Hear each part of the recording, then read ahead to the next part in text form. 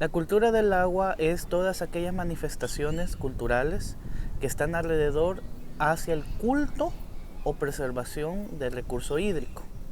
En un sentido preciso es, por ejemplo, todas aquellas características, manifestaciones y todas aquellas cosas que hacen una población para mantener el recurso hídrico, ya sea que se tome de manera viva o se tome como un simple elemento más de la naturaleza. Para mucha gente todo tiene vida. Entre los pueblos indígenas, por ejemplo, todo, hasta la piedra más insignificante, es un ser vivo.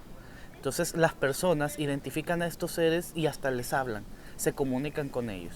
El agua en este caso precisamente es un elemento vivo. Es una madre, es una hermana, es una hija y siempre identificado con el elemento femenino y aparte de dar vida, tiene vida.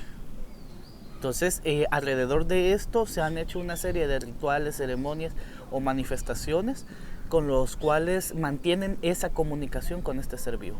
Las personas en El Salvador tienen bien definido lo que es la cultura del agua y lo que es el culto al agua. Son cosas diferentes pero similares. La cultura del agua son todas las manifestaciones y el culto es parte de esas manifestaciones. Ahora, aquí hemos encontrado en El Salvador diferentes aspectos del agua. Por ejemplo, las personas identifican muy claramente que el aspecto de la lluvia es un aspecto masculino, que fecunda la tierra al momento de sembrar, por ejemplo.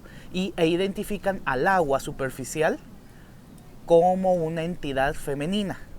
El río, el lago, la laguna, el mar son entidades 100% femeninas. Sí, ya no les llaman como les llamaban en el pasado, en la época prehispánica, como Tlaloc, en este caso, el abuelo que tiene que ver con la lluvia.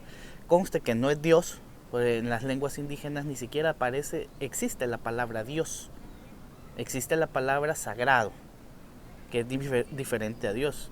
Entonces Tlaloc, como esa entidad que protege y distribuye el agua, pero el agua de lluvia, y Chalchihuite, en este caso, que sería como la parte femenina, que es la que administra la parte de las aguas superficiales. Entonces en El Salvador están muy presentes. Lo que sucede es que ya no se les llama igual. En algunos casos se sustituyó por los santos y en otros casos solamente se toma el elemento propiamente. Cuando nosotros le preguntamos a la gente, ¿y para usted qué es el agua? Ah, el agua es la mamá, el agua es la hermana, el agua es la abuela. ¿Y para usted qué es la lluvia? Ah, la lluvia es el papá, la lluvia es el abuelo. O sea, hay una clara identificación en esto. Entonces eso sorprende mucho, porque para muchos investigadores todos estos conocimientos ya no existen en el país. Sin embargo, están con otro nombre. Y además de eso, que todavía existen algunos rituales asociados al culto al agua. En algunos casos, en Chalatenango, por ejemplo, o en partes de Oriente, todavía se hacen peregrinaciones en forma de sacrificio personal para pedir que llueva. En algunos otros lugares se llevan ofrendas a los nacimientos de agua para que esto se mantenga. Entonces eso, si revisamos la etnografía actual con las cartas de relación o con lo que dejaron escritos algunos visitadores en la época colonial, hay coincidencia. Entonces este conocimiento se ha venido trasladando y eso es lo que hasta cierto punto nos ha sorprendido a muchos. Observemos el conocimiento ancestral que poseen las comunidades, ese conocimiento que no está escrito, sino que es de transmisión oral. Este conocimiento habla de que la Tierra, además de estar viva, tiene una relación completa con el ser humano. Y el ser humano ha perdido, por diferentes motivos, el conocimiento de ese lenguaje interpretativo a las señales del planeta. Uno de estos casos son los bioindicadores o, como dicen los abuelos, las especies agüero. Estos son todas aquellas especies de seres vivos, incluyendo incluso montañas, ciertos minerales, hasta el mismo ser humano, con el cual las personas, por medio de interpretar el comportamiento de estos seres, pueden no pronosticar, porque eso no existe dentro de la cosmovisión, pero sí pueden interpretar las señales de lo que posiblemente pueda venir. En el caso, por ejemplo, el canto de los pájaros, la formación de nubes, anuncian o por lo menos avisan cómo posiblemente venga el invierno, cómo venga el verano, si va a haber granizo, va a haber lluvia de gota gruesa, de esas lluvias que enferman, de esas lluvias que alivian el calor y así sucesivamente. Y eso está registrado desde la época colonial, varios sacerdotes lo registran y también lo podemos ver a nivel iconográfico en piezas arqueológicas.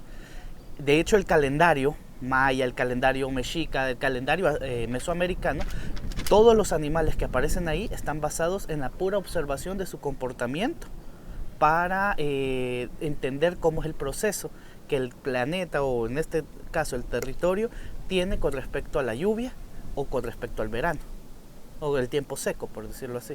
Entonces ese es uno de los puntos de vista. El segundo punto de vista que lo podemos abordar es nosotros como población actual, qué tanta relación podemos tener con ese conocimiento ancestral, pero también con el conocimiento científico. Está fusionado, pero el problema es que lo queremos ver separado. Y eso es imposible, no lo podemos ver separado. No podemos dejar de lado el conocimiento de más de 5.000 años de antigüedad por el conocimiento de 100 años. El sistema educativo oficial enseña a discriminar directamente el conocimiento ancestral. Y no estamos hablando solamente de la parte de la escolaridad. Me refiero a los muchachos de primer grado a bachillerato, sino que también en la universidad. Todo aquel que intenta poner en práctica el conocimiento ancestral es discriminado. No solo que le tomen por decir indio o algo así, sino que lo tachan de loco, de poco científico, poco serio. Sin embargo, en la actualidad muchos abuelos que manejan el conocimiento han intentado transmitirlo a las nuevas generaciones y éstas se resisten por el mismo fenómeno de la discriminación que hay sobre esto. Sin embargo, algunos pocos jóvenes, sobre todo niños en este caso, sí están aprendiendo parte de este conocimiento, pero son muy pocos. Y es lamentable porque El Salvador, a diferencia de otros países, quizás tenemos la mayor ventaja por ser territorio pequeño. Entonces, en la lectura de estos, por decirlo así, de estos indicadores o la interpretación de estos indicadores, si bien no van a pegar en todo el país, pero sí nos puede dar un buen margen para interpretar y saber cómo actuar en la gestión de riesgo. Entonces, El Salvador tiene esa ventaja, algo que ningún otro país la tiene, y sin embargo no la explotamos.